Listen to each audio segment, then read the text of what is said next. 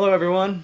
Welcome to Okro Diaries, the podcast where we journey into the lives of experts, exploring their roots and the self-care practices that shape their path to a truly happy life. So in each episode, we're going to dive deep into their personal philosophies, their daily rituals, and the transformative experiences that have allowed them to grow. And we're going to be offering each of us valuable insights and practical tips for our own well-being. Join us as we uncover the wisdom behind intentional living, one story at a time. Let's get after it, guys.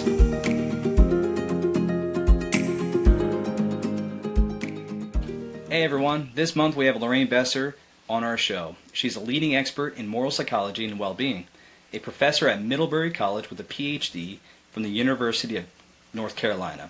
She challenges traditional ideas of happiness. Through her books, Eudaimonic Ethics and The Art of Interesting, and her recent research on the psychologically rich life, she reveals how embracing novelty and complexity and being more intentional can actually lead to a deeper, more fulfilling life. As we dive into the show, sit back and enjoy.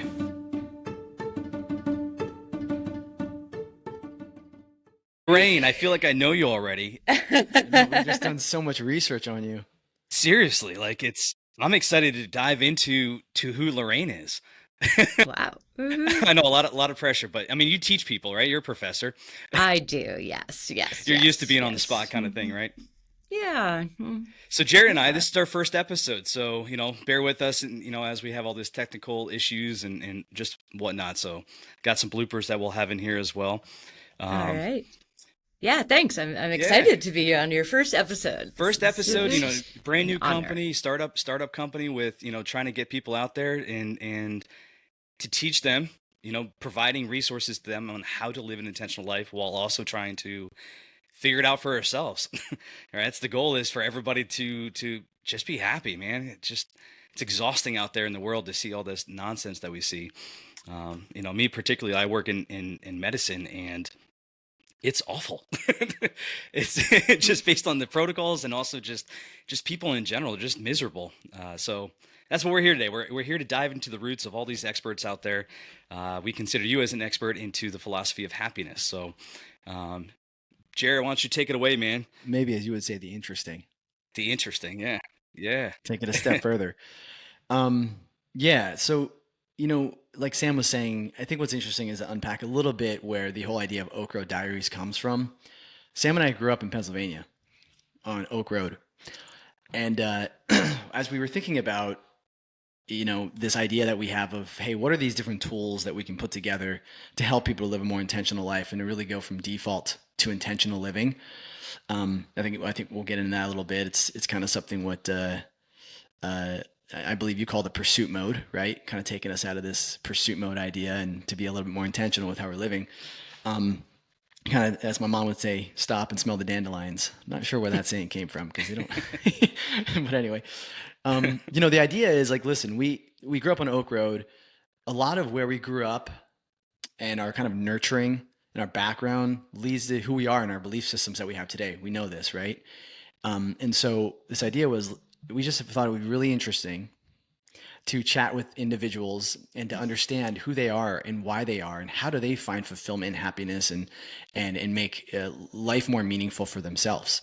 And we love to just go back to the roots, figure out who the people are. And so the whole point of this is just to chat a little bit more about, understand who you are a little bit, where you came from, and obviously dive into your specific work. We'll get into that as much as we can as well. Because I think people will be able to take from this. Again, the objective here is hopefully we can give individuals after each episode a toolbox, and they can just add a new tool to that toolbox. And depending on the day and depending on the circumstance, they can figure out, I need that tool or I need that tool.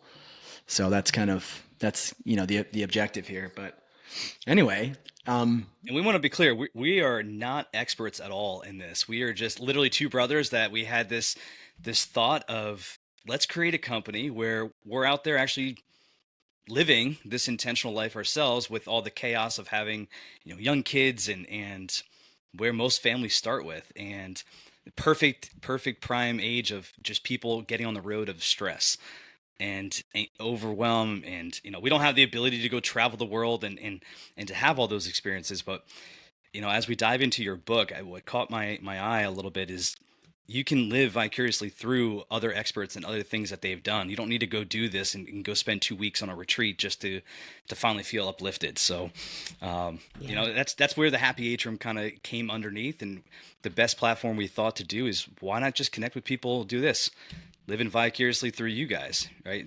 You and other experts out there, where we don't have to go, you know, travel to you as much as we would love to. You know, as we build relationships with people, we'd love to go see the world that these experts are living in, right? You know, how do these experts live as ordinary people? She's probably like, guys, I'm just some ordinary professor. I It would just not be that fascinating.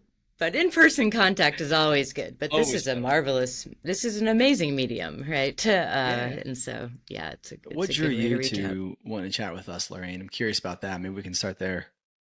Yeah, yeah. So I am, well, as you know, I'm a philosopher. I've been working on issues in the good life for most of my career, and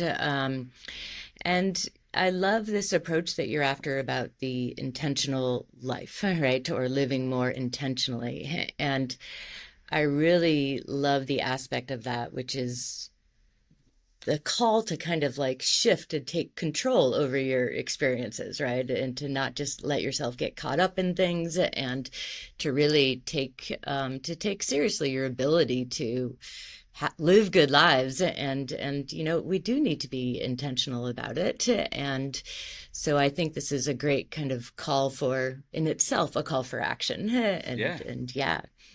And why, you know, the perfect person to be on our first episode here is the person who who has the philosophy of happiness and the art of the interesting and all that makes up what we're trying to show to the world. Um, it honestly is pretty basic, isn't it? Like the good life world and like the fundamentals of what we're trying to all get after. It's relatively basic. Um, if we dive deep into it, for sure, it can be pretty intense and whatnot. But the fundamentals are not that bad. To basically just be content with what you are in. I mean, obviously, oversimplification of of what the good life is, but I mean, basically, be content, glass half full. If we had to sum up an entire show, be content with whatever bullshit that you have in your life. You know, there's always a positive way to looking at things, kind of thing, but obviously, it's hard to do for people. Yeah, yeah. And you know, I think it's so important to accept where you are. And but I also, you know, I think that it is more than just being content, Sure, right? sure. And that we do need to, um, I don't think contentment is enough, right? I mean, I think we want more. I think we want to thrive. And that's how I go about thinking about this, right? And there is this kind of baseline situation that you need in order to thrive, of course, and including not getting caught up in anxiety or constant evaluation of where you are in comparison to your neighbors, and any of those traps we know are so easy to fall into. So those are all going to really inhibit our capacity to really thrive. But I really want to be thinking a little bit more than just contentment, and thinking about the kinds of experiences that really enhance our lives and make our lives go better. Sure, sure, I get that. So maybe let's take it a couple of steps back. So you maybe give us a little bit of your background, kind of where you grew up, and I think this is going to really help people, us, and others understand you and where this what you just said, where that's coming from, right? There's some Hmm. basis to that. So, Yeah. yeah, I mean, we can start there. Yeah, yeah. You know, so I grew up in Connecticut, and On a sailboat. it was not on a sailboat, but I spent a lot of time. I loved to sail as a kid, so I spent most of my summers in New Hampshire on a lake, and Which lake was it? did a lot of Lake Winnipesaukee. Yeah, Winnipesaukee. Oh Yeah, yeah, yeah, yeah, yeah. The yeah, yeah. Yeah, Marriotts, all the yeah. likes of the Marriotts and them, right? Did you ever run into them? I have not run into them. It's a very big lake, Oh, okay. and actually, my family, they're having their 90th anniversary on that lake, That's awesome. this upcoming summer, and That's really cool. it has changed a lot, Really. and over the What does years. that look like? And Is it just everyone from the generations come? yeah, yeah. Okay. So it's kind of this old family camp that started with my great grandparents, and then just kind of, spread throughout the generations. My parents they split the property at some point, so now there's two separate properties. But yeah, it's been a really remarkable kind of situation to have, right? So yeah, the gathering will be of all, they're actually, we call them second cousins. I've never done the math to really figure out what that means and whether that's correct. Imagine this massive amount of people, like a festival almost of all this. Yeah, family members. yeah, That's so cool. yeah. We call them all cousins and aunts. I don't think that's appropriate, but it's a Right. mass gathering of people we grew up with, and we spent a lot of time playing in the woods and a lot of time in the water. And so, yeah, that was really, growing up on the lake had a really, big influence on me. And that's certainly where I feel most comfortable. And yeah. I feel You're most called free, to the right? water. Mm. Yeah, fall for the water. There's for me, I think, there's the water. I talk a lot about the water in my book. It is just something that is so comfortable for me. And that's the only kind of way through it, right? To just being in the water and just having the kind of whatever weightlessness or silence that can happen in the water. I don't know if either of you have scuba dived, but that actually really captures the feeling. Like when you are just deep underwater and there's no sound, right? It's just so peaceful. I bet it And is, yeah. Yeah. And you're like, just in touch with your Unfortunately, I'm environment. unable to go scuba diving, but I've done what do they call it? Like a hybrid where the tank's on top and then on the bottom, what do they call that? Snurble, something like that. It is something like that, It's yeah. a weird like combo of the name. It begins with the I snooze. can't Yeah, I keep think down so. something with my internal ears and ENTs telling me that, hey man, you're gonna bust out your eardrums. So I'll stay away from that. But I and Jared, we like to swim a lot. Jared being a triathlete, at times where he's done some things, I actually find the same thing, the blissfulness. I have waterproof headphones that I put in, and a lot of times I'll put this like just no music on. However, I'll put this spa type music, and holy moly, talk about you can get lost in that zone going back and forth and the weightlessness, and so I can appreciate what you're saying. Yeah. Yeah. so you grew up in Connecticut. Obviously, were you inland or were you close to the water there? No, I was inland. I was very close to the Massachusetts border on the northwest side. Okay, got And it. so that was more of a woods and, not really, now that I live in Vermont, I wouldn't call them mountains, but that was a very woodsy, hilly area. Oh, yeah. A little And foresty. Yeah. Well, it's yeah, similar to how we grew yeah, up in PA. It's very Yeah. similar, right? Yep. Not We quite got the little mountains, but Appalachians were there, but we Mhm. kind of were at the base. Yeah.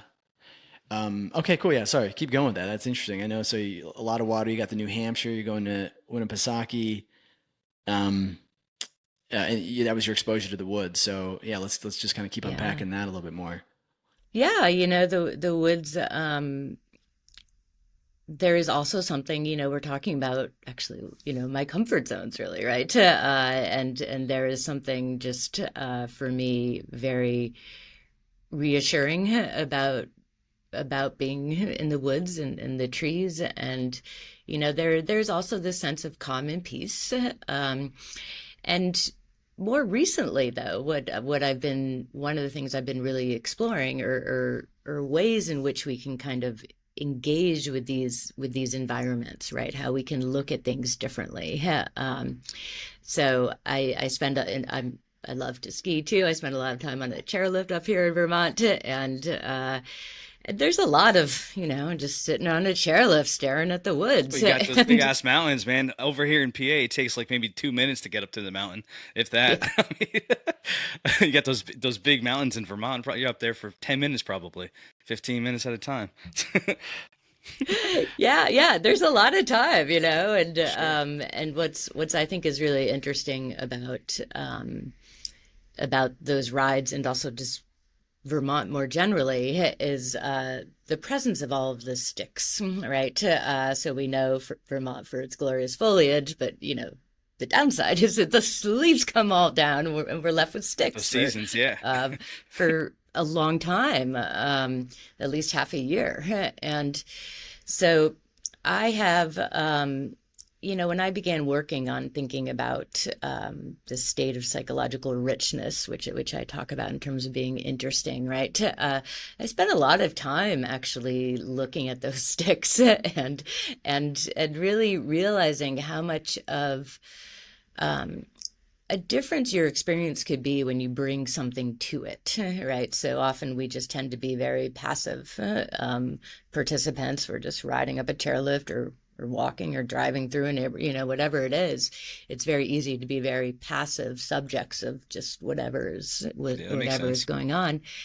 And yet what I'm learning and what we are showing now is that, there's a real benefit to be had by actually just clicking into an engagement mode. And you don't have to change your scenery, right? You can just stare at the brown sticks. But if you bring the kind of right perspective to it and prompt some cognitive, some engagement with with what's around you, you can turn that into a really rewarding experience.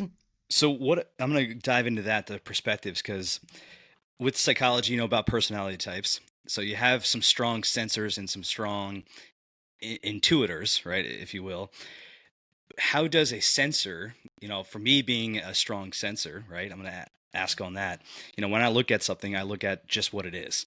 Hey, that item is yellow, or hey, that's a stick. A lot of us, we just, like you said, we're passive with it.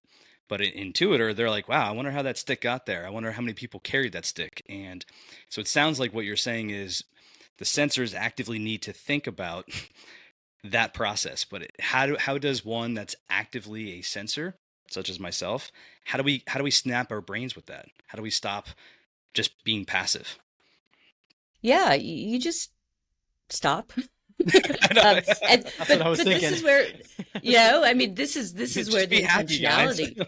Right. Well, that's where you have to go with the intention, right? Yeah. Yeah. Well, this is where that intentionality comes, right? Mm-hmm. Like just sit there, and it's so, I love that you're bringing this grounding up in personality traits, because a lot of how we will best experience interestingness will it's an individual thing, right? And so different, there's a range of skills we can develop, and some, as are going to be more, for some people it might have to be more intentional than others.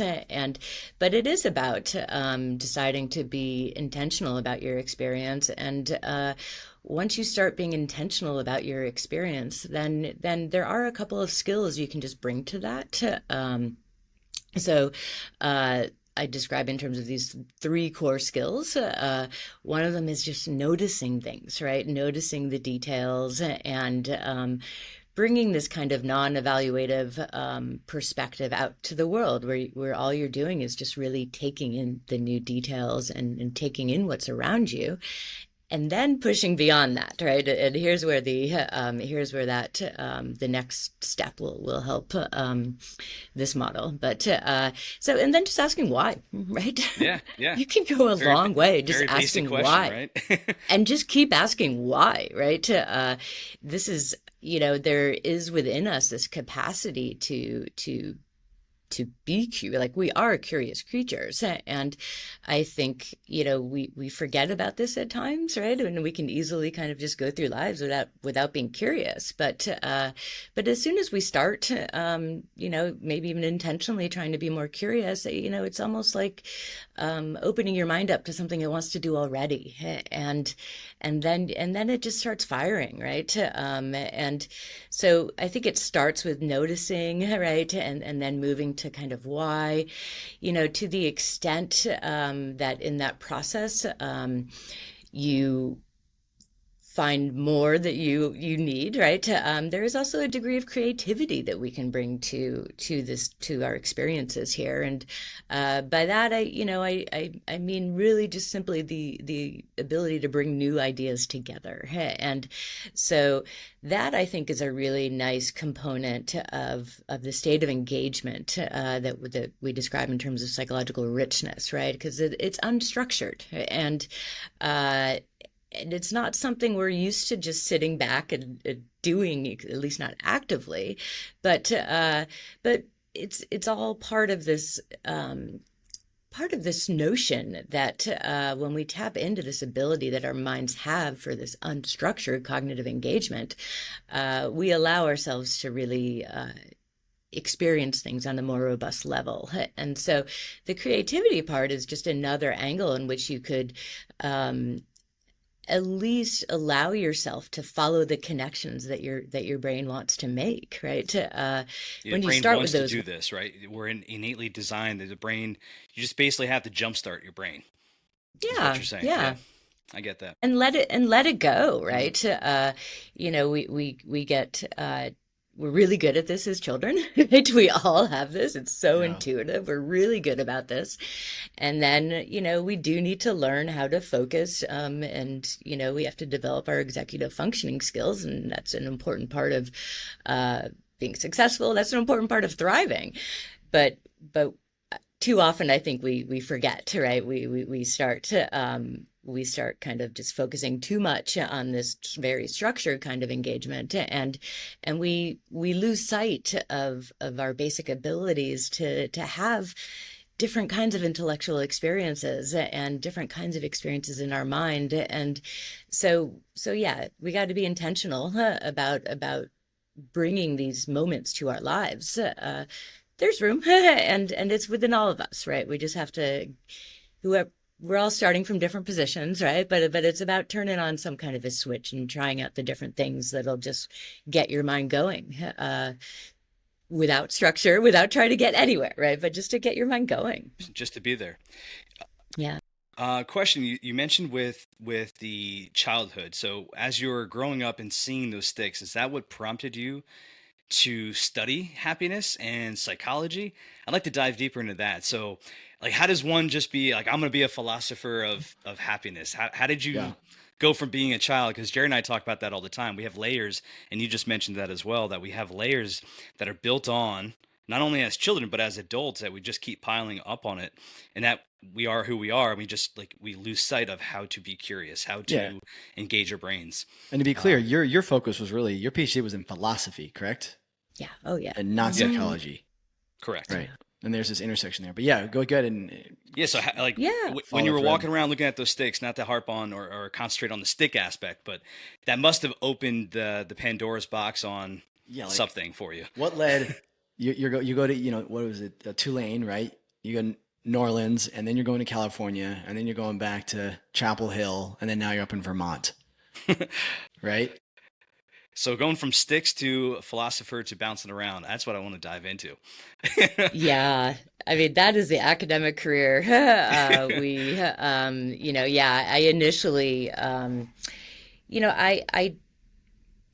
it didn't actually develop like that, right? Okay. In terms of kind of recognizing in the moment what was happening, when I was in these spaces, largely as a child, and so it's become more now something that I draw on and reflect on, and that's partly because I went down a certain path in life, and then I found myself, at a certain kind of climactic point. I had just kind of received tenure. I just split up with my first husband, and it's like one of those points where you just need to look at yourself and say, okay, am I living my life the way I want it to be going? And so that's what led me to think about, partly about like what I enjoyed, what more there was to me that I had been neglected, and that was the same time at which, this current project, that led to interestingness evolved, all in those same times. But I will go back, Yeah, yeah.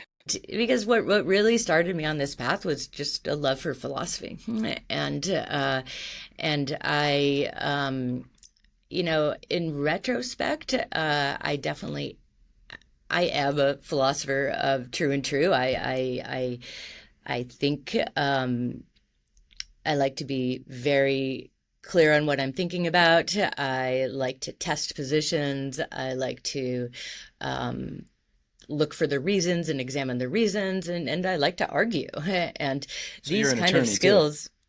I am not. My husband always says I should be in a different career, making a lot more money somewhere else. But but no, I was not, and I did go to school thinking to undergraduate school thinking that that would be my track. And Okay.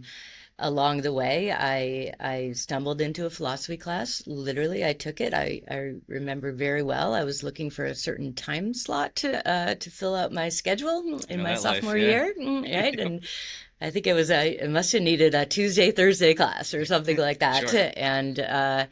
And so I found one and just one that just seemed interesting to me. And that was my first philosophy class. And right away, I felt so at home in these classrooms. And it was really finally a place where uh, I could, um, I could develop and actually be rewarded for the skills I was intuitively having. And it's within a philosophy class, it's a very, I don't know if I want to use the word, we use the word safe space too much, but there's something like there was something very freeing for me in terms of having my voice heard, right? And having my distinct ideas or interpretations really welcomed and encouraged. And, I think certainly I'd taken, some other classes where I tried to have these crazy ideas and was not encouraged to have them. And yet philosophy is a place where we welcome new ideas Sure. and they're not always good, right? But they're worth a shot and they're worth thinking about and they're worth seeing if you can support them. And every idea gets a shot. And I think that was something very appealing to me, certainly in my early years. And then I just loved philosophy. I started this career literally just because I love the kind of thinking process and the building arguments, thinking about objections to arguments, all of these their core philosophy skills, and they got me into philosophy. It was years later that I began to really focus my research on these questions related to living well, to well-being, and but initially, what got me into philosophy was just that. I just love the ideas. I love the arguments, and Yeah, my, uh, my y- wife and I do this all the time where I guess, I don't know if you would call it philosophy, but I do a lot of what ifs. I was like, what if the world was the way this was? In your philosophy class, was it like that? I did that in my ethics and morals classes. It was a lot of like, hey, what if this was this way? Or did you guys yeah. dive into the past philosophers and did they have it right? Or was it just your new ideas? Like, what if, you know, a thermos was not a thermos and that was a can? I don't know. It's just something crazy different. Yeah, yeah, and it's the same kind of exploring possibilities and thinking about what alternate possibilities are, and that is, an inherent thing we do in philosophy, whether it is through looking at other texts and just kind of exploring, well, what did they mean? Why are they saying this? What if they change this part of their argument? How would this go? And so in the beginning of my career, I worked sorry, in the beginning of my graduate work, I was very focused on the history of philosophy. I got very much engaged in looking at their ideas. Well, a lot of what happens in the history of philosophy is that we look at the arguments, we look at different interpretations of how others have interpreted those arguments, and we really explore both these basic questions of, what was that philosopher's original intention, but then also like what is worthy of these ideas discussing now. And I in my early work then I really was my dissertation was on David Hume. He's a Scottish 18th century philosopher, and he he's had a real pivotal influence on how I think. He was one of the first to argue, to be really skeptical about a lot of abstract, deep thoughts, about how the structure of the world works and things like that. He didn't think we could actually know a lot of those things, and so thought that we really needed to focus on our experiences here and now and think about what we can learn just through our experiences. Practical, And right? Practical it's philosophy. practical. Yeah, it's practical and it's empirical, right? He was one of our first empiricists to say that we could actually really just get knowledge from experience, and that we didn't have to kind of extend our minds to try to go beyond experience to make sense of the world. That we could do this all just by thinking about what's in front of us, and about who we are and what we're Sure. bringing to our experiences.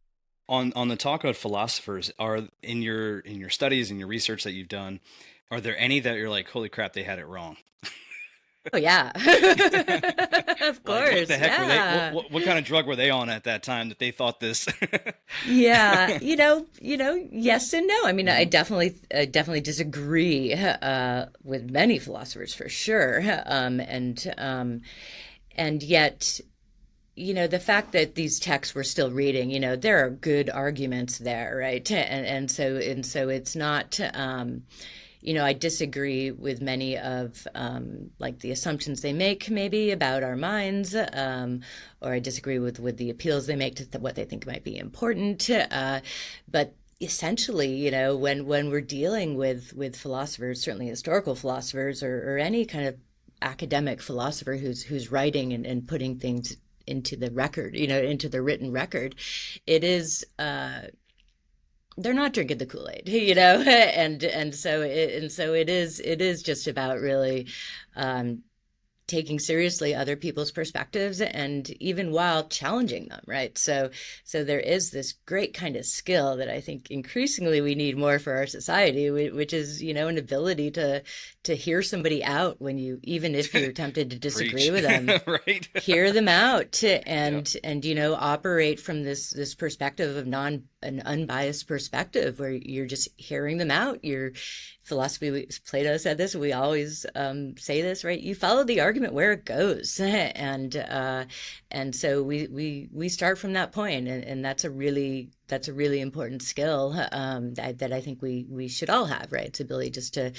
trust that people do have reasons for things, and to ask them for that, and to engage, and then to see what happens from there. Do you find when you're in these arguments, discussions, whatever, with people, like with what Plato said, do you find yourself softening and actually really trying to see their perspective and really potentially changing your perspective because you hear them fully out? Yeah, I think I always try to approach it that way. And I think at this point, for some of these philosophers I've taught forever and ever. So it doesn't always feel like that when I go back to those in the moment, but I always try to approach it that way.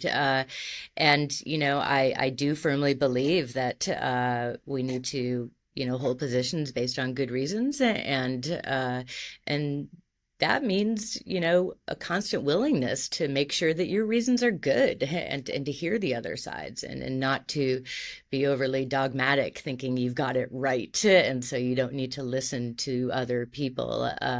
And so I think that there is, and that's what I think is a really distinctive philosophical school that certainly I developed through my training, and what I try to bring to the classroom is just this notion of saying, all right, well, yeah, I mean, we all have minds, and we are all capable of making good arguments, and we're capable of evaluating arguments, and we're capable of being convinced, right? And that's where we start from, this position where we're saying, all right, let me hear you out, and if with the assumption that, yeah, if I hear you out and I think your argument is right, then I'll accept where it ends, I mean, and that's the iconic what we need to do in the world. I mean, look at all this to fight.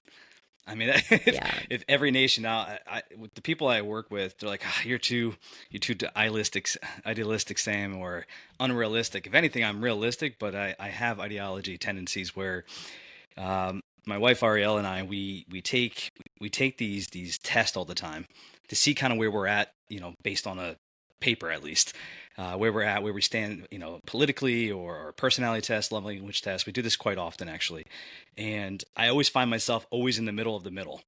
Like it's neutral of neutral pack, which I didn't think that even existed. But every time at work, I'm like, why can't we all just get along? Why can't we just love each other? Just be perceptive of other people. Everyone's got their own bullshit that they're going through. like what you're saying, just put your shoes in their shoes. Jared and I were just talking right before we hopped on. I read a book which started us on this path of the happy Atrium called The Art of Happiness. I don't know if you've ever heard of it, with Dalai Lama and what's Yeah. his name? Howard Cutler. Yeah. Um, and it's, I mean, basic stuff that before you react, take a breath, look in the other person's shoes. Why are they acting the way they are? Or what's causing them to be this way? What's, whatever their brain is, whatever their opinions are, maybe you can learn something from it instead of just thinking superficially of, nope, I've been a Republican or I've been a Democrat, so let me just vote based on that. Or, I hate, whatever the racisms are, and things like that. Like, just love each other in those terms. So that's the idealistic approach, right?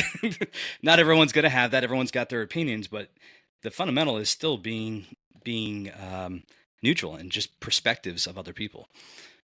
Yeah, yeah, and being open with a lot of your beliefs. It gets certainly trickier, I think. Ideally, we want to approach everything and be willing to hear new arguments. And, we want to avoid those positions where we are just clinging to a view because it's so right and we get in our heads and everything is just so right. We can't imagine how someone could disagree. Like that's not a philosophical state, right? That's just No, not a great state to be in. But sure. we know how tempting it can be because a lot of these issues that we talk about and certainly that are happening within society have real impacts on us and our lives. And I keep saying continue, like we need to have an open mind and willing to take the argument where it goes. There's a lot of people think that some things we don't need to argue for anymore, right? That people deserve a certain amount of respect and dignity, and that they have a kind of inherent value just in virtue of being people. So there are some core principles that I think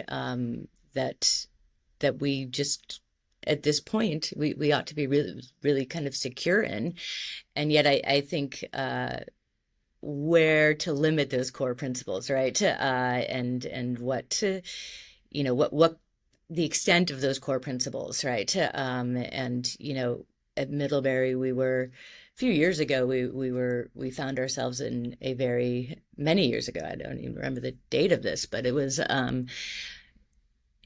before the pandemic, and it was before our current political era for sure.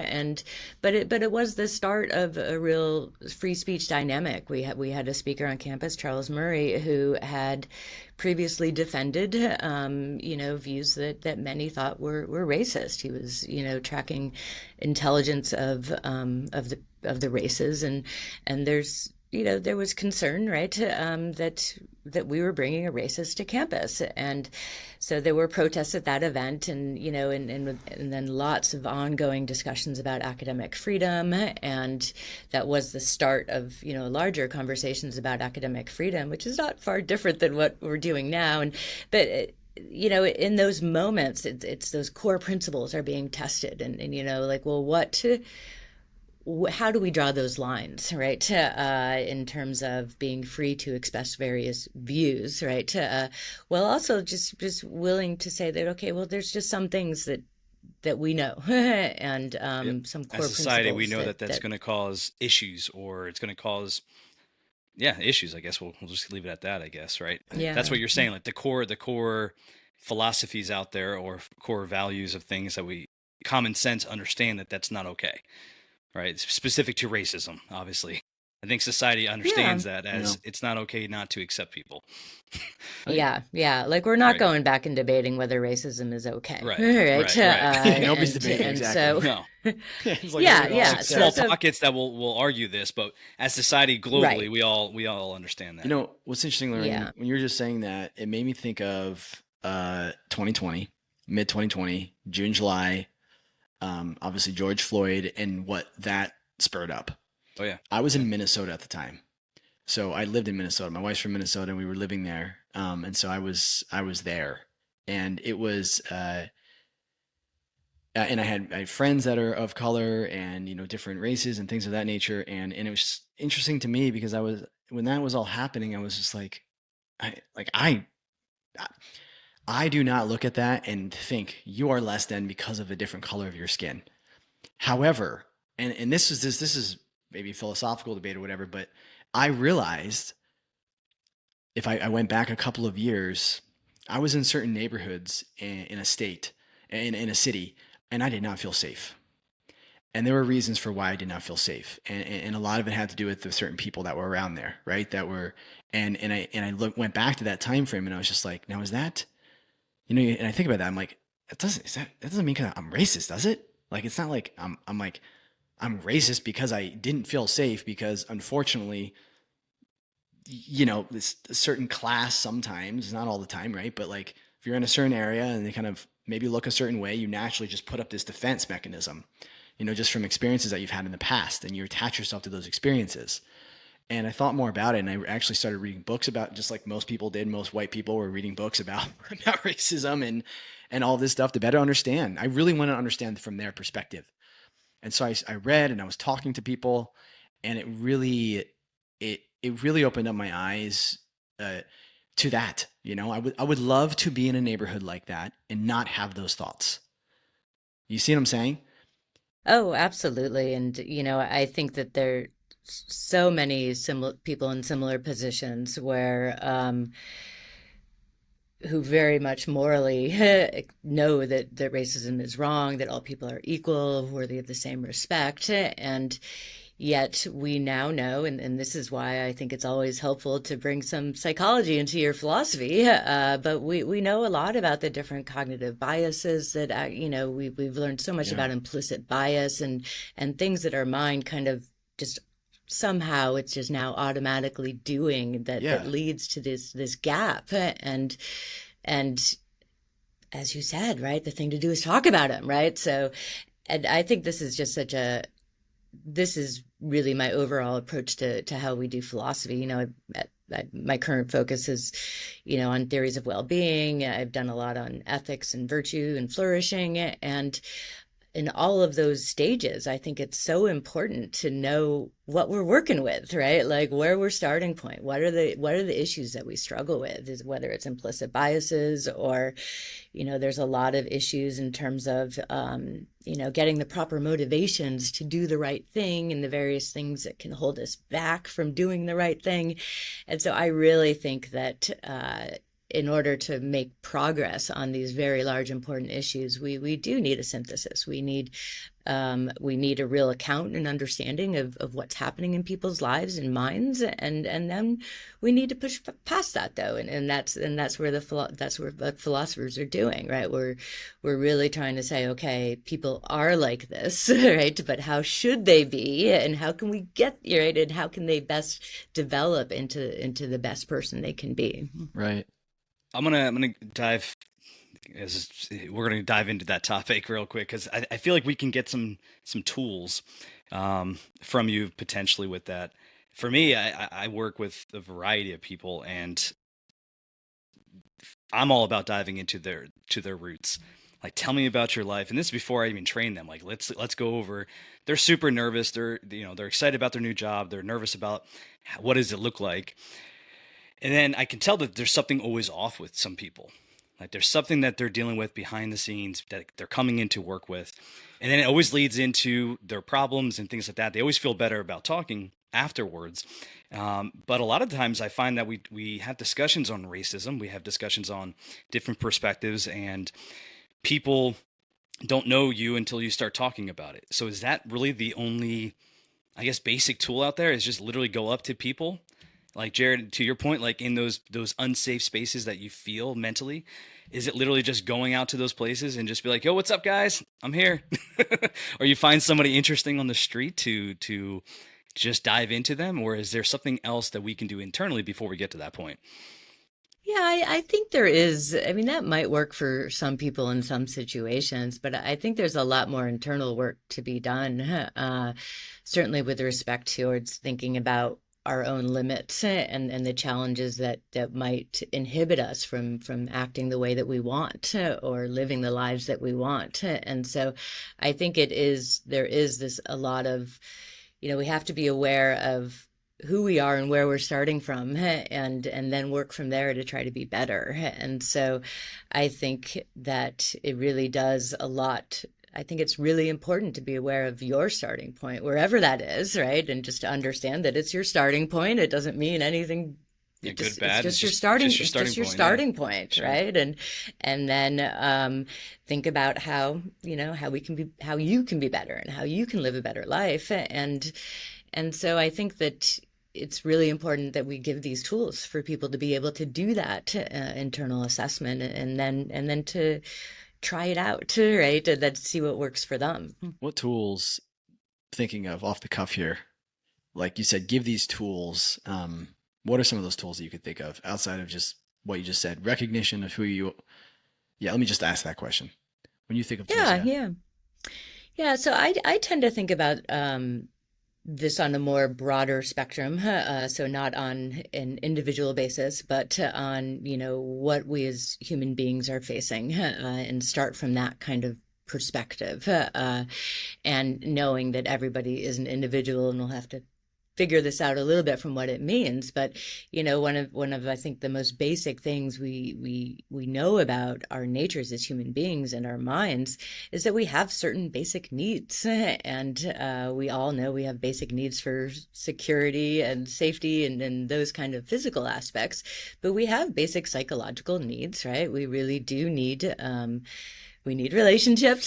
Surprise, surprise, right? But that does have roots in this very basic sense of, human beings have these needs to belong, and we have needs to be in control of our actions, right? We have needs to feel some kind of autonomy over our experiences. And I think that's one area, right, in which we can know certain things about us and then strive to maybe have those experiences if we're not already getting those. And those, there are different ways. I just gave the kind of self-determination perspective of three basic needs, and they say they are relatedness, autonomy, and competence. But there's other ways of carving out the needs, right? But it's well established that we have basic needs in these areas, however we want to call them, and that we really can't even function well without them. And so I think that is the first pivotal step, is just to ensure that you're meeting your basic needs, to think about what that means psychologically,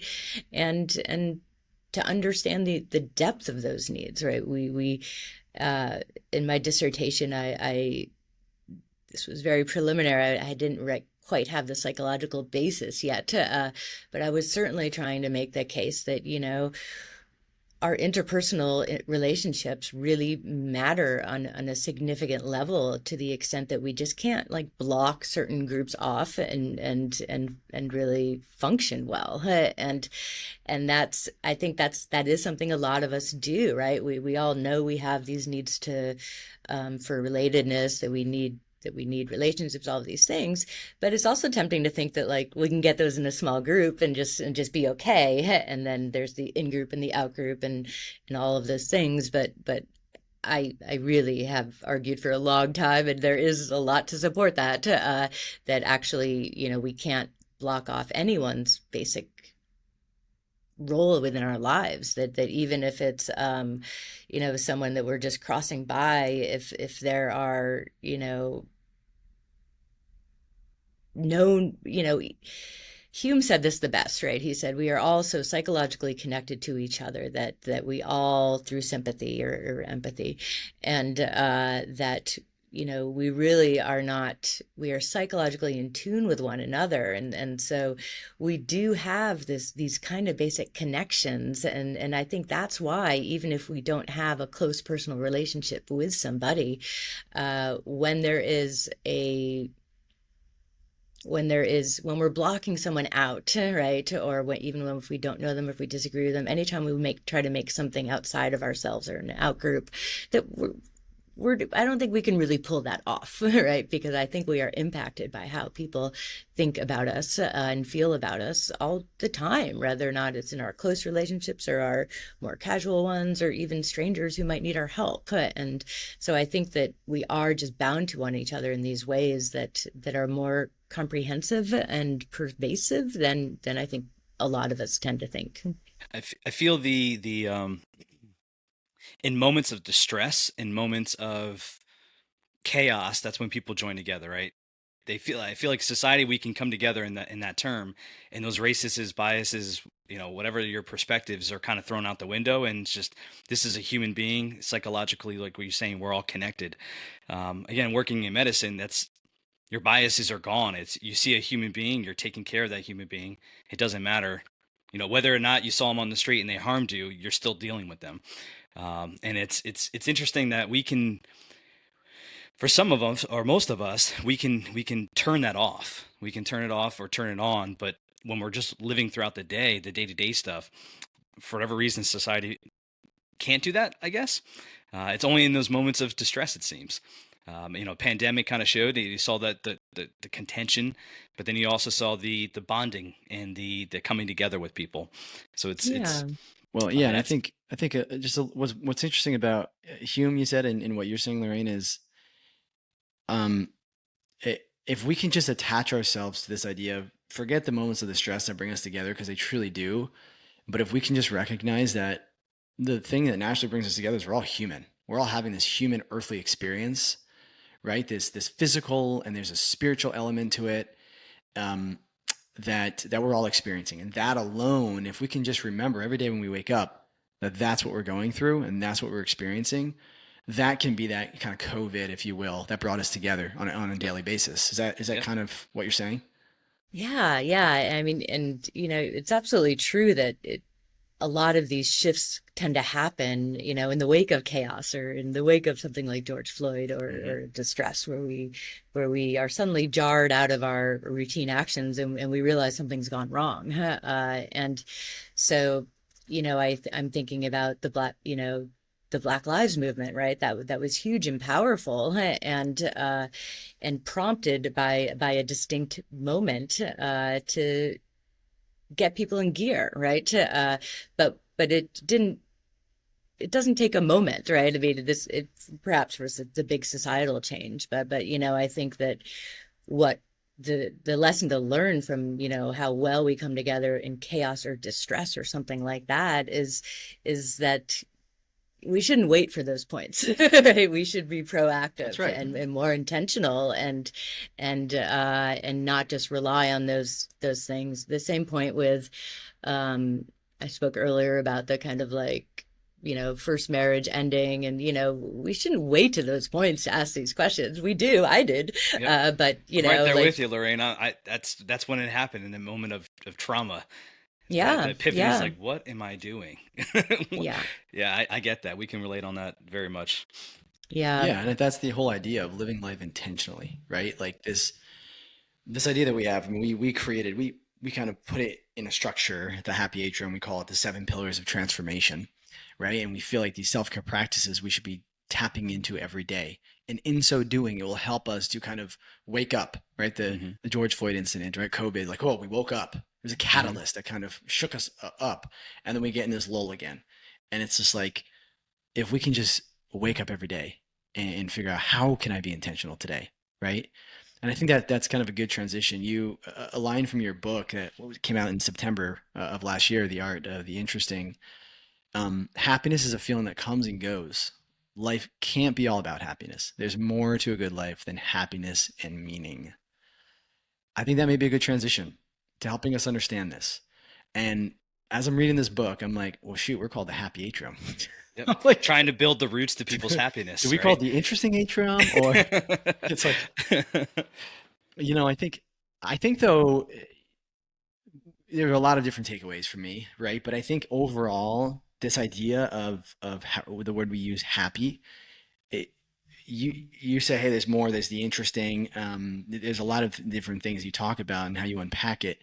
But as I was kind of finishing up, as reading, I'm just thinking to myself, well, I think all of this of what you kind of packaged together, people still, that's kind of a lot of people's meaning of when they think of happy, right? When you think happy, you're thinking, oh, I'm interested in what I'm doing here, right? Like this is unique, or um, this allows me to get out of the rote life.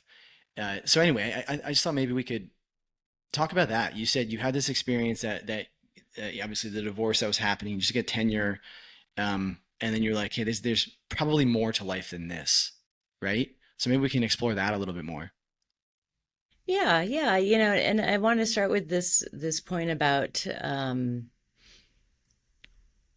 how you're using happiness and the happiness atrium, and Yeah, yeah. there's a sense in which, there are two senses in which I think we often use happiness, right? And one of them is just like the best thing that we can do, right? Or the lives we want to live, and that's what I call a good life. And so yeah, we could use whatever we want, right? The goal is that we're trying to figure out the best way to live, and yet, I think there's a lot of advantages towards understanding more concretely the different components of the good life. And I think, to trace back even to that shift in my own life, I would describe it. And so part of my way of thinking about the good life is in terms of really these three really valuable but different experiences, which I describe in terms of happiness and or meaning or fulfillment and interestingness. And I I in my crisis point, right, I was definitely looking back and been like, all right, I've definitely I went pretty heavy on the fulfillment side for a very long time, and I pursued, and I love my work, and very fulfilling, very satisfying, and yet there was absolutely the moment that came and said, that's not enough, right? And I looked back on that kind of time frame and said, I really realized how impoverished that was, because even though there was a great stream of things happening, there was more to me, and there's more to like thriving and living good lives than just any one thing. And so with that, we've been thinking about the shifts, and this is one reason why I think it is really important to think about different aspects of a good life as opposed towards just thinking about like the good life, right? Or happiness or whatever broad theme.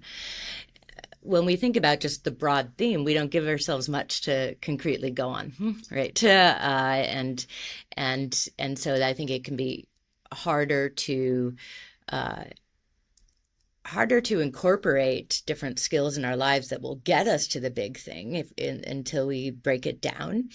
And I also think that when we talk about just the big thing, we're kind of limiting ourselves in terms of how we can take advantage of like the ton of research we have about different aspects of the good life. And we know we're in this moment, and it's where we have so much research now. Currently, we did not 30 years, yeah, getting my math wrong. The positive psychology movement, right? It started in the late 1990s, and before that, and that is really what trumped the current attention to happiness, and a lot of the research that has happened about happiness has come from this kind of movement. Yet the key thing is that when we're researching anything, right, we're defining our concepts in a particular way in order to learn more about those concepts. And so when somebody is studying happiness, they're most often in the research world, we're defining it in terms of something more just like positive affect, right? The feel good sense of happiness. And that's what we're getting the research on. And so it's important to, I think, before we can really benefit from that, right? We need to know what it's talking about, and so we need to move past this descriptor and then think about, okay, well, this is what we're studying, and this is what we know about happiness in terms of positive affect, and then say, okay, clearly this is going to be important to my life, but just how much, right? And it might be different. I think it's different for each individual. And so I think there's a certain kind of balance each of us can have between, different components of the good life. And we can best get that balance through using a lot of the research that is available to us. But we can't use any of that unless we really kind of get on the same page about what we're talking about. And so that's, I think, one really pressing reason why I think it is important to move beyond again, call whatever umbrella concept you want, our best possible life, the good life. And absolutely a lot of people use happiness in this sense, but I think it's more helpful to think more concretely about like what experiences in our lives make them go better. And once we have that kind of knowledge, then we can also try to figure out like what we need when we need it, right? We can be in this position where whether you've spent years exhausting yourself in, work projects or even just weeks, right? You can kind of get that perspective and say, oh yeah, that's engrossed my life. I need something else. And I know what, right? I need to engage another aspect of my mind, or I need to just focus more on enjoyment and let positive emotions flowing. And so that's how I think the best way to approach these. That's right in tune with our 7 pillars there, where we have this big umbrella happiness, right? And what you're saying is the different components, i.e. our 7 pillars, diving into, well, what makes your social pillar, right? You talked about your big group of people and the biases that we're talking about. So for some people, that might mean that they need to balance that out more. Or like what you said with work, concretely with their work, maybe for their lifetime, that's all they worried about was their job and becoming tenure and all the other stuff. But they missed out on all the other things that they're like, wait, where is my good life? I got to this, all these athletes, I got to this point. I made, Shohei Ohtani's making $700 something million a year. Who's to say he's happy, right? Happy. Who's to say he's got that good life? Are we all following suit to these, what we deem as those 7 pillars? What we consider the good life or what we consider the happy life, because we're balancing our lives out by looking at each one of those topics. And you're not doing each one of those topics every day, potentially. It could be this week, this month, you're focusing on my mental aspect. Or next month, I need to get out there and socialize because I'm a huge introvert, and that might mean that I need to be out there. So it's definitely synergetic with what we're going for in the world, and just trying to help people understand that it's the good life is not this destination. It's where you're in right now, the experiences that you're taking in, and then not only those just external experiences, but what are you doing in your mind? Right, the external experiences, off of your book, The Art of the Interesting, that's your fulfillment and your sensation, whereas your perspective and that's all in the mind. So you could be scuba diving. Externally, it's awesome, but internally, if you're not doing anything, then who's to say that's a really good experience? And is that really the happy or good life? Is what your philosophy is, what you're saying, correct? Yeah. And, I think, first of all, I think really important to notice is that I think we're all, in terms of the 7 pillars or the 3, I describe in terms of 3 legs, right? We're all just trying to make sense of the same thing. For sure. Right. Yeah. And so, that's the truth. yeah. And, Yep. and so yes. So yeah, there's good, if we're all trying to do our best to do it right, there's going to be lots of overlaps between these different things. Synergetic to religion, right? Look at all this religion out there. Like they're all trying to do the same thing. Yeah. Like, yeah. Mm-hmm. Just mixed in with their own beliefs of that. Like yours with the 3, us with the 7. There's 6 pillars. There's 12. There's all kinds of stuff out there. Yeah. It's all all the same nuts and bolts, but it's just what will capture everyone to get on the same page. Yeah. For them. Well, Lorraine, you for kind sure. of, at least this is one of my big takeaways is, again, the book, literally the art of the interesting, right? Is the idea is to talk about this you talk about psychological richness and how that enhances our lives, because what does it do? It makes things more interesting, right? And being interesting, that alone can make things really valuable. And you were saying, again, kind of what you were just talking about right there, is you said, hey, there's this monotony in a certain way that we're living, but is that really the good life, right? I think your argument is like, the interesting is not really just about this one thing. It's this idea of it's a collection of different things. And really, I think if I remember right, you're kind of arguing this idea of how do we experience those things, right? And it's our experiencing of those things that actually stimulates and engages us and engages our minds, which then makes them interesting. Yeah. So, which then is in turn the good life. Having Yeah, a good life.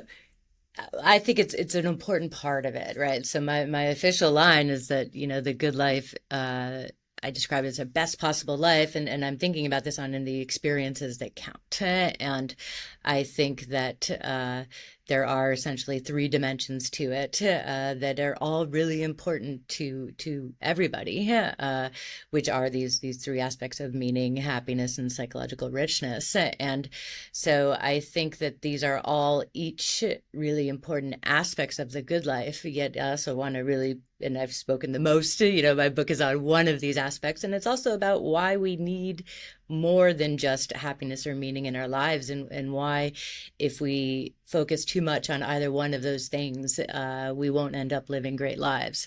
So part of the argument there is that there is more to the good life than we've thought, and this is the novel part of our research, is introducing this concept of psychological richness and the value of interestingness.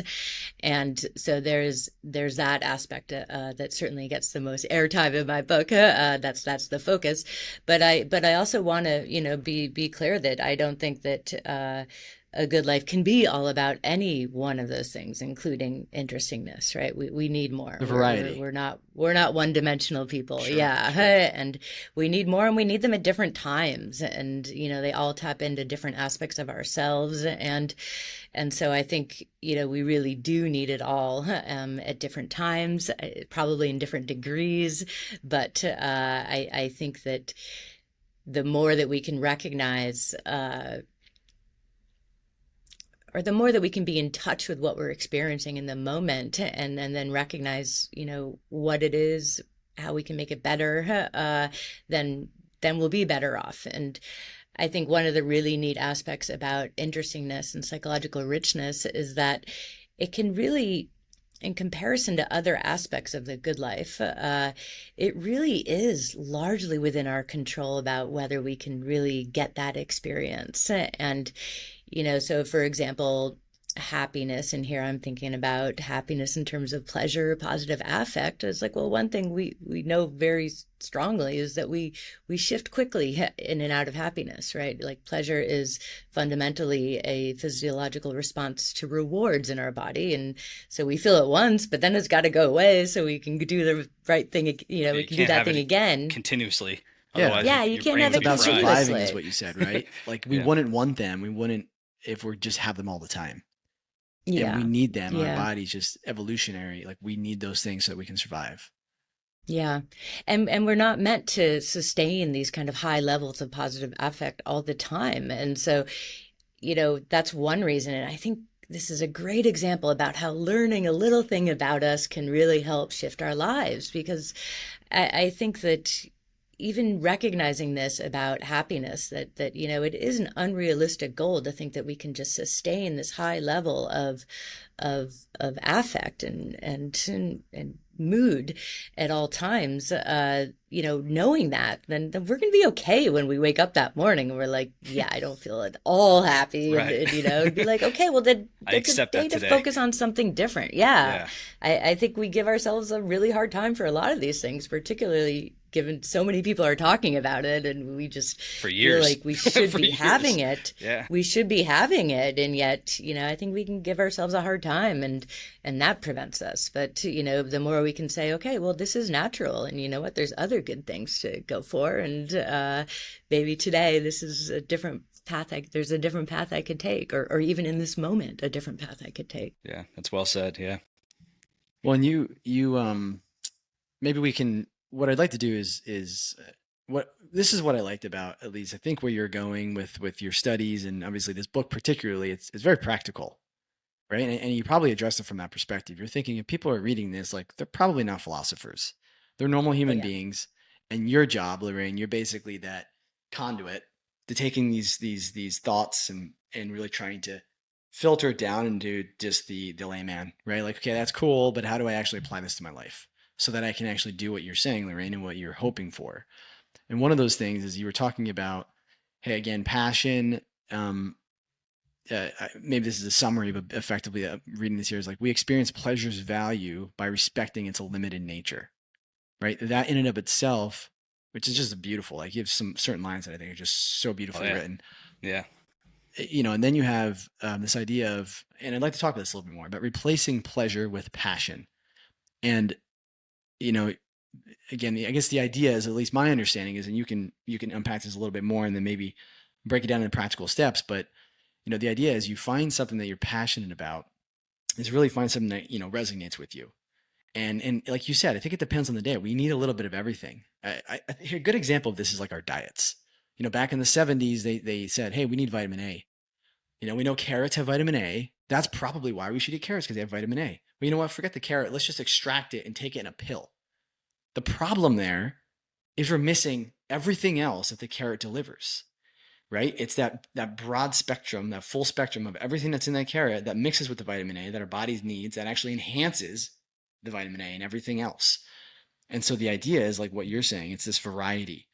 And so finding passion in certain things, oftentimes you're chasing something that hey, we've been told that actually should bring us pleasure, but maybe it's not. And because of that, it doesn't actually resonate with us. So just curious if you've got some more thoughts there, and kind of how we can do that, how we can apply that kind of transition from this pleasure to passion. Yeah, yeah, absolutely. And so this is a really good concrete example of trying to be really clear on what it is that you need, right? Or to be very fine-tuned about the kinds of experiences that you're having. And so when we, as you said, when we are passionate about something, then that's a sign that something is really a given kind of range of experiences is really resonating with us, like that it's contributing something good to our lives. And so it certainly, in contrast with thinking about, oh, just I want to feel good, right? Well, that's just not going to be a helpful starting point, right? You can't just make it happen, right? But if you just start thinking about, well, what am I passionate about, then that's going to get you going towards an experience that will be rewarding for you. And I also, though, in the book, I talk a lot about how you can learn from that, right? And if you think about the kinds of things that you're passionate about, then you can look at the experiences that they're producing, right? And realize, oh, yeah, I'm really passionate about, traveling. And you know what? That suggests to me that I'm really resonating with psychological richness, because that's one of the things we get from traveling, right? Just from having new experiences, right? From letting them seep into you. Right. And so I think that, there's a really helpful process that we can all go through, which is, thinking about what we're passionate about, and yeah, obviously just going for it when we can, but we can also kind of just learn about that, to learn the kinds of experiences that really will be rewarding for us, because that's what, when we're passionate about something, that means that it's going to be a rewarding experience for us, and memorable. And you feel the emotion yeah, with it, and the emotion, it all kind of plays into effect then. Yeah. yeah.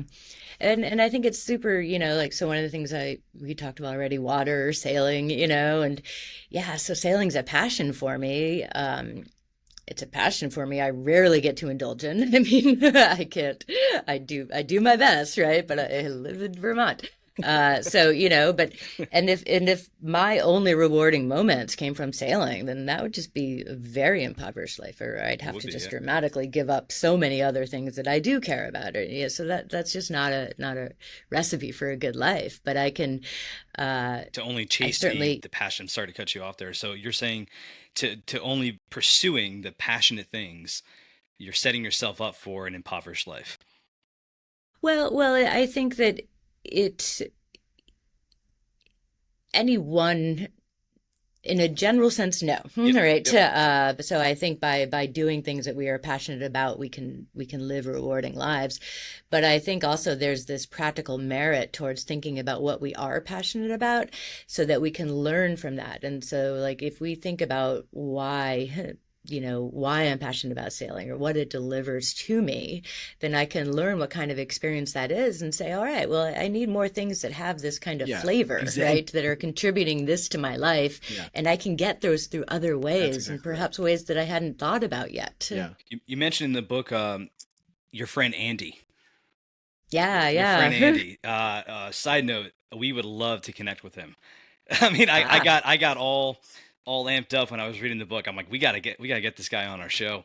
I said Andy's the best. Yep. I would love to just dive into what his experiences are. But you talked about how he the interesting experiences were brought up to him because of the emotion that he felt. So what you're saying is that when you're passionate about something, you're remembering the reason why you're passionate about it with the emotional response that you're having. So in turn, you can go out to the world. This is a tool that, our listeners and people ourselves can learn from. In turn, we're going to go search for other things that will equal that same emotional response for something that we're naturally are passionate about. Is that what you're saying? Yeah. Okay. I mean, I think that's definitely one aspect of it, right? And so we will get that same kind of reward, or whatever the valuable experience it is, Mm-hmm. right? Whether it's interesting or feeling pleasure, or something else. But so we'll definitely get that reward. There's also this flip side, though, which is that part of psychological richness isn't just having thoughts, but it's letting those thoughts penetrate, and so that you're feeling the emotions as well. And one of so it's a combination of kind of like when you're having these very robust states, right? You're thinking, but you're also feeling, and you're letting yourself feel, and you're letting yourself respond to that. And one of the earliest things that we learned about psychological richness is that it often changes your perspective, right? Because you let these things, whatever experience you're having, you really let it penetrate. And so you're having emotions and you're having new thoughts, and they leave you a little bit changed, and in a way that will make things more interesting. Sure. But Yeah. but they'll leave you changed. And I do talk a lot about the kind of different emotions that Andy has in his adventures, and how it is that our emotions can really inform like what we're after. Right. Because he doesn't and prepare, like you said in the book. He just is there. Like you asked him, how do you know how to capture a shot? He's like, I Mm-hmm. just see it. I feel it. Yeah. yeah, Right. yeah. Yes. So for our listeners, Andy is he's a photojournalist, and he's worked for National Geographic and Shark Week, and he goes to these just he just has that amazing life we all hear about. The life that we all try to strive to be. Like, I want to live an adventurous life. Well, some of us Some do. of us Not do, all yeah. of us do. Yeah, Not yeah. all of us do. That's true. But That's true. if you're one who kind of has that, then this is your sign that psychological richness is something that really resonates with you, and you should probably make more room in your life for it. You don't have to do it the way he does, right? You don't have to travel like that to get it. But it is about allowing, it's certainly not about, it's really about, sorry, I'm trying to get back to the emotional level here, right? Yeah, Where yeah. it's not so much, it's just accepting whatever emotions you're feeling, right? And allowing those to happen. And we talked earlier about why it might be important to differentiate the different kinds of experiences we're having. And the initial research project that I engaged with Dr. Shige Oshii, who's a psychologist, on this was thinking about whether or not this kind of psychological richness was a distinct thing, right? That was different from the stuff we've been talking about forever, right? Meaningfulness and happiness and things like that. And so part of the work that we did on this project together was to think about, he's thinking about the ways it's empirically different. I'm thinking about the ways it's theoretically different. What shines out in both of those accounts is that psychological richness doesn't always feel good, right? You can have difficult emotions. You can have painful emotions while having a very psychological rich experience. And so it is very different than happiness. And so I think that it really just helps understanding that it's different than happiness, that it might involve difficult emotions, but also understanding that it can still enhance your life, right? I mean, I think that's a lot of really helpful information that we can really kind of change our lives about, right? So we're so used to running from complex emotions and thinking that, they're just going to prevent us from having a good life, but they don't, and that's good because we all have them, and we can learn how to sit with them, and we can learn how to just let them impact our thoughts, and we can just have a kind of rich experience, even if it feels unpleasant, and that's huge. I think it's really important to know. I had a couple notes as you were describing that. So with the happy atrium, we use that umbrella term happiness, and I've always thought it as building people's roots to their happiness. but you said it right there. It's more of the building your life to be enhanced, or to enhancing your life, building the roots to it, an enhancement life. Whatever the terminology may be, but I've always thought that happiness is, it's so relative and so subjective. It's so generalized. It's always pertaining to that individual. And another side note that I was thinking of, you said we all deal with emotions, and that's obvious, male, female, but I'm wondering, gender based. Anything specific gender based wise with the emotional responses in these interesting experiences? Men think different, women think different. Research all over the world, for decades on this. Men are from Venus, women are from Mars, all that kind of good stuff. So in terms of this, especially as Jared and I have started this platform, it's 100% not all for men. We're coming from a men's perspective for sure, but more of a generalized perspective. We may be a little bit different than some men out there, but the men that I've spoken to about just our platform, oh no, I can't do that. That's whatever it may be. Like I'm a meat and potatoes kind of guy. I'm like, well, that really has nothing to do with what we're talking about. But what's your perspective on that? Yeah. Well, I will say that, yeah, what you just ended on just nails a kind of thing, right? I mean, I think that, yeah, for whatever the reason, I do think that that many men kind of share this perspective, and maybe it's because they're trained to be the providers, right? Or there's still that kind of old school kind of vibe of like, no, I just got to do the things that really contribute and that help my family, and there's that kind of mentality. And so it can seem like you have to give that up somehow to entertain the thought that, like, oh yeah, happiness counts too, right? And you don't, right? So that's just something to get over. Yeah, yeah. But Common sense is that you can still have a good life, a happy life, an enhancement life by tuning to the emotions. And that's, I think, that what this whole topic kind of stems from is, in order for you to increase anything that you're looking for, you have to tap into your emotional response. yeah, That's pretty much it, right? So I'm going to single men out just because they're not, society tells men that we can't tap into our emotional, or if we can, it's internal, and we can't talk about our emotions. So that's it. Do you have any kind of point of view on that? Like how other than just doing it, like, guys, just get over it, man. Just talk to your wives, talk to your spouses, whoever it may be. Is it that simple, or is there a philosophy on that, or a psychology behind that?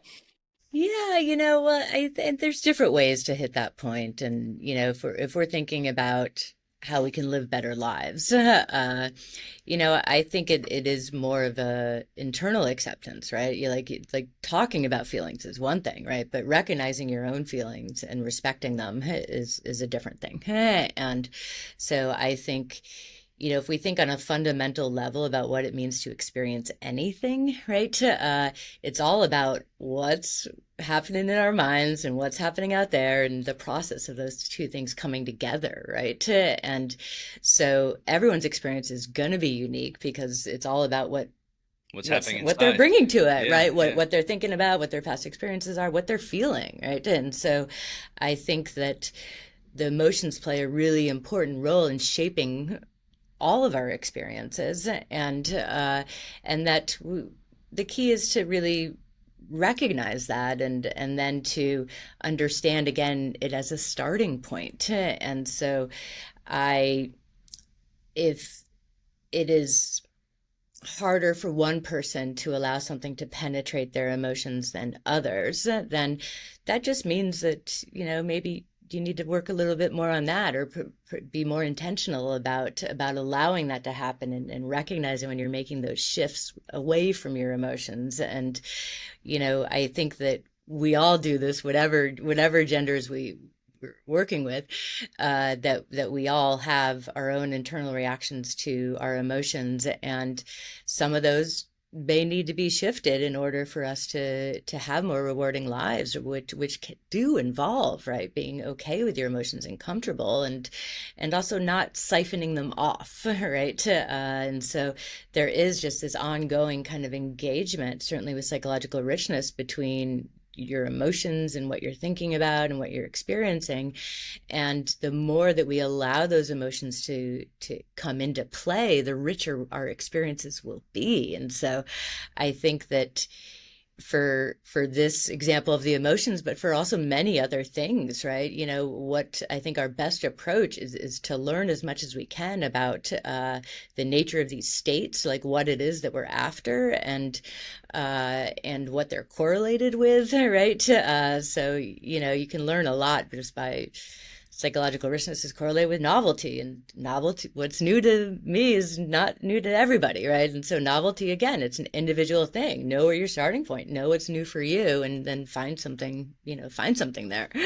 But it is, so whether we're talking, whatever it is, that is going on in our minds is going to be it's going to determine our starting points. And there are certain tendencies that anyone can have that hold us back in some areas and not others. And so that's where it's really, know yourself, know your starting point, because you can't really get to where you want to be unless you know where you're starting. Do you have any resources that individuals can look at for that? Like, is there anything from, maybe your students that you said maybe they came to you with the same question, like, where do I find my starting point?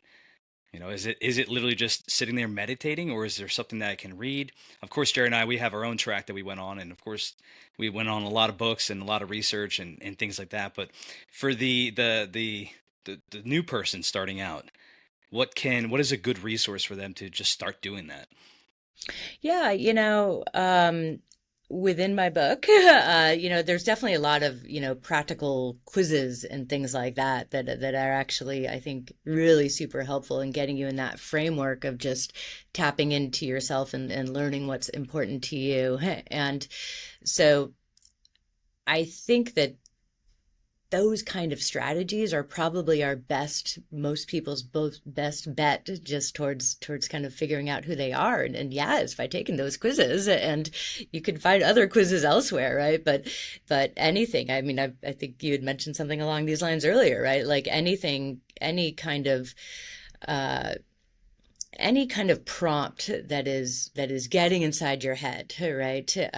So whether that is, taking a quiz about what your passions are, or about what you're responding to, or what you find interesting or pleasurable, right? Those are the kinds of things that I've been focusing on. But there's also a lot of quizzes you can do about personality traits, right? And learn, again, just as a starting point, we can change our personality traits, we can morph them, we're not stuck with them. Yep. But knowing where we are as a starting point. Especially as we go through those experiences, your personality for sure will change. And I'll share a little bit about that, where my personality type is an ESTJ by quiz. However, down this road, this track that Jared and I have been on, I found myself more of an ENFJ, which I don't know if you know the Myers-Briggs. I don't know what these mean. So that's okay. So for all of you out there that actually knows what Myers-Briggs is, that's the starting point. At least I felt for myself was, who am I as a personality? And ESTJ is just, they have 16 letters, and there's 4 letters and 16 different personality traits based on how those letters match up. So I found, just through the experiences of going down this road, that, like, to your point, you very much can change and evolve. Maybe go back depending on the experiences that you're in. Maybe I steer more towards ESTJ during certain experiences, or maybe if I'm more social, or with more of a holistic community, maybe I'm more of a INFJ. Whatever the letters may change. But yeah, absolutely, the experiences and how you feel about those will make you definitely change and evolve as a person. Yeah. Love language test, all those basic things. Jared, you've just done all some different tests. ways. Yeah, for sure. Yeah, let's just kind of figure out who you are. I'm curious, kind of two maybe final thoughts here. One, this idea of interesting burnout. And you talk about in the book about India, seeing those people in India that were just traveling nonstop. You thought they were on drugs, but it was really just, they were just traveling nonstop. Somewhere on drugs. Zombies. They were zombies with traveling. Interesting burnout. And we're talking about interesting, how important it is to pursue that. So that's one. And then I'd like to talk about this idea of different engagement strategies, because you talked a decent amount about that as well. Yeah, awesome. Yeah. So I think, I've mentioned earlier that interestingness is kind of unique amongst the other good things to have, and that it's very much dependent. It's something you can control to a lot more than you can control whether or not you feel happy or fulfilled. And that's because it just lies within your mind's capacity to engage. And yet, our mind, this is a great capacity. It's better than our capacity to feel pleasure, but it's still, it's our minds tire out. And I bring up the stories from India because I think it captures a certain kind of response you might have to hearing about psychological richness or interesting lies, which is that it's kind of just all about experiences, right? And just go get whatever experience possible and just keep getting experiences. And that's a common mentality out there. And I think that the lesson to learn from thinking about these travelers who have been, gone for years and just in remarkably different worlds. But, I describe, their eyes as burned out. And, it's really because they're just going through the motions at this point, right? Their mind can't really take it in, and so they're not having an actual rewarding experience. And they're having experiences, but we got to think about having rewarding experiences, and then recognizing when you're not, right? So our minds will fry out. That's the one limit of the interesting. And we all need to recognize a certain point where we just can't engage at the level, and we're going to switch to going into the motions. And at times like that, then go home. Just Stay take in a your break. comfort zone. Right. Like, Kind of have recharge some back at home. happiness. Right. Watch a great movie or something, and so that's a great example of intentional shifting, right? So if you're on an experience and you can't really engage with it, then like change it up, right? Go for some pleasure or something like that, because your mind needs a break. And so yeah, that's the notion of keeping in mind really what we're getting from our experiences, and kind of stopping before we burn out, and knowing what we're getting from them. And okay, so to turn to different engagement strategies, right? So when your mind's got the capacity, which is most of the time, right?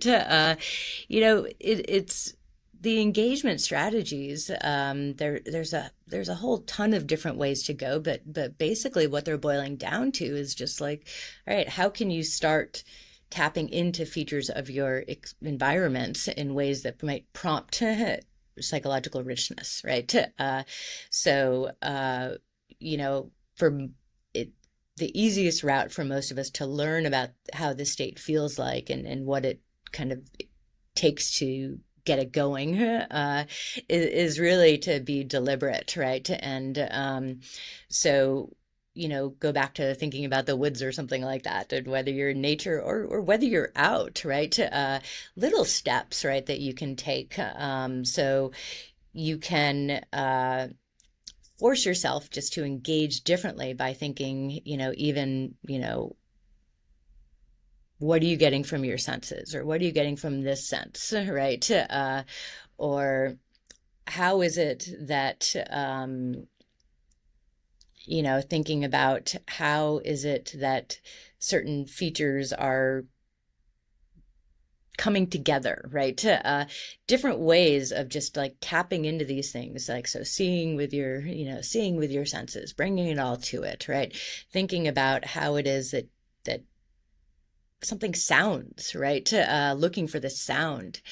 And here's two more very different ones. But one thing is journaling, right? So go somewhere. That's a big kind of routine practice for many, and you can use it in a way where it's not just about going inside yourself, but where it's going outside yourself, and just starting to just write about what's going on around you, right? That'll force you to see the details. That'll force you to engage. And the last kind of range of tips, you can actually just have different fun strategies. You can adopt a different kind of perspective. You can pretend, okay, well, now I'm an anthropologist, and I am going to look at this and look at how the basic practices that people are engaging in, and think about their depths or something like that, right?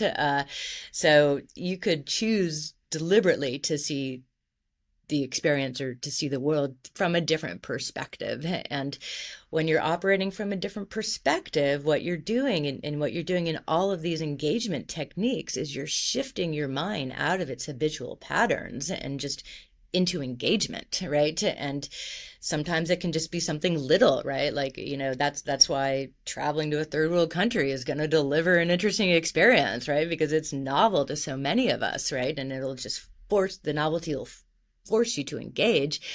But even in our own environments where things don't seem so new, right? We can actually literally just say, all right, I'm going to look around this very room and just find something new and notice it, right? So little techniques of whatever it takes, right, to shift out of this kind of like, I know everything that's going on here, right? I'm just going to get through and just say, nope. What can I do to get started here? And so there's lots of little tips from various ways, but it's all about pointing to these things which will introduce novelty, get you to think about complexity, right? Encouraging you to think about to put yourself in a challenging place, right? That forces your mind to engage, right? Those are the correlates of psychological richness, and that's what they have in common, is that they are just forcing your mind to engage. Yet we can develop those skills on ourselves even just through these little ways of just looking at something differently, or taking this different perspective on it, or even just thinking about how would this be different if everything was blue, right? Whatever, anything it takes to just hit your mind into it. Even down to the grocery stores, I do the same thing. She's like, it's so weird that we have aisles in grocery stores. What if everything was just kind of thrown in here? It was like we were a free-for-all, just grabbing stuff. My wife's like, why do we do this all the time? I'm like, I like to explore the brain. I like to get it out of the monotony of, even when, like you spoke about with journaling, I found myself lately when I'm journaling, I'm describing the atmosphere around me. What's the senses, where, because I felt like I was going into this monotony, like, I gotta go journal, I gotta go do this, like it was a task. And it's not a task, it's supposed to be there to help release things, to get your mind going. So I found in the last month, that's what I've been doing, is like what you said, to engage in other experiences or other things around you to help make that one experience beneficial to yourself. And also, as we continue on the good life and all these things, complexities, all these layers, these tools that we're doing to try to get to the good life, or the happy life, as we will. Fantastic. Yeah, that's great. I think the actionable steps is really valuable, and I think, I mean, honestly, we could chat with you forever. I just want to respect your time. I don't know if anything else is, the answer could be no. It's totally fine, because you just gave a lot of good actionable steps. I think your summary of kind of the engagement strategies is a beautiful summary of how to make life more interesting, right? That's effectively what it is, which is one element, right? Again, and I understand that, and that's all we're talking about right now. But in talking about that, we also are talking about happiness and making life more meaningful as well. I don't know if there's anything else, any other actionable steps, or anything that you want to leave with people beyond what you've already said so beautifully that you think would be helpful. Read the book, man. Read the book, The Art of Interesting. Yeah. That's it right there. That gets people going, right? Yes, absolutely read the book. Well, here's one really practical tip everyone can do right now, which is to decide for today you're not going to use the word good and bad. I like it. Every time you're tempted, just stop, say something else. And what you'll find is that forces you to engage, right? We see something, we're like, oh, great, sunny day. And okay, well, even just stop that, right? And think, okay, well, what is happening here? The sun is reflecting off the trees and the leaves, and the grass is wet and the sun's radiating from it. And, so stop saying good or bad, force yourself to say something else, and see what happens. And you'll engage. You'll have an interesting experience. Can we say that is very interesting?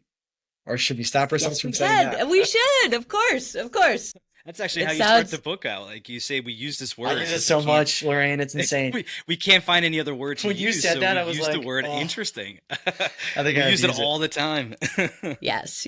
And I love we're paying attention to it now. I mean, we should be using it, right? And because it is something important, and we just haven't been paying a lot of attention to it. And so now we should start. Love it. We appreciate it. Lorraine, we appreciate your time. Where can people find the book? We'll start with So that. it's Amazon, right? And kind Amazon, you of can. find out more about you specifically. Yeah.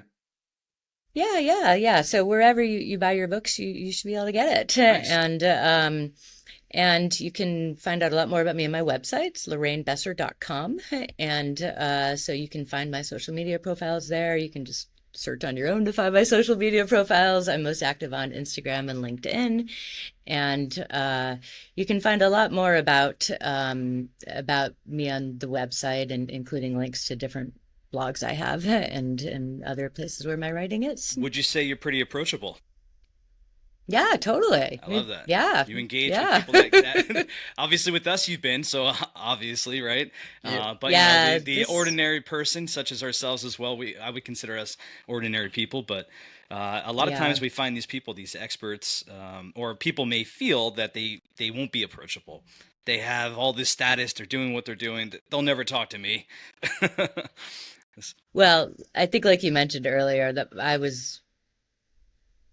I'm not that person, and this also isn't that, the book was definitely written from a non-academic voice. I do not use my academic voice there, and I really am trying to connect with people. And I will say one of the most rewarding and kind of hadn't really quite anticipated the effect this would have of releasing this book. It's my first trade book for a public audience that's not, just meant for other academics. And it has been to connect with so many people in ways like this, right? And just get to meet people like yourself, and just to talk and hear about how we can all get something from this and start to live better lives. So yes, I'm Awesome. approachable. So you can That's certainly reach fantastic. out to me. You That's got awesome. any interesting non-academic books slash Netflix or series that you're watching right now that you recommend to people? For example, Wow, my I'm wife and watching I are Adolescence. we're watching 1923. Oh, Fantastic. look at that. Yeah, that's a good movie. What did you say, Lorraine? What Adolescence. show are you watching? I'm watching the show Adolescence, which is Adolescence. Okay. it's a Netflix series, and it's very interesting. It involves complicated emotions, but it is captivating, and it is a great opportunity to kind of just, there's so much more than they're just feeding you, Yeah. that's there, that it's a great kind of, if you're okay, again, difficult emotions come up during it, but there's so much there to take in and engage with. So that's what I've been watching this week. In your book, you mentioned Schitt's Creek. We absolutely love that. Yes, What a yes. great show that is. That is an amazing Yeah, show. yeah, That's so good. fantastic. Well, Lorraine, thank All right. you. Well, We really thank you, appreciate you. Lorraine. We appreciate your time. We definitely All look right. forward to connecting with you in the future. I'm sure there's many things we can collaborate on as we explore this world of the good life and the happy life, right? Um, Yeah, awesome. while Well, we end thank our you for recording letting me be here, the first guest. yeah, I mean it was beyond fitting. I mean, what we're trying to do and what you have done and what you're continuing to do, it's perfectly in line. So the universe works in great ways.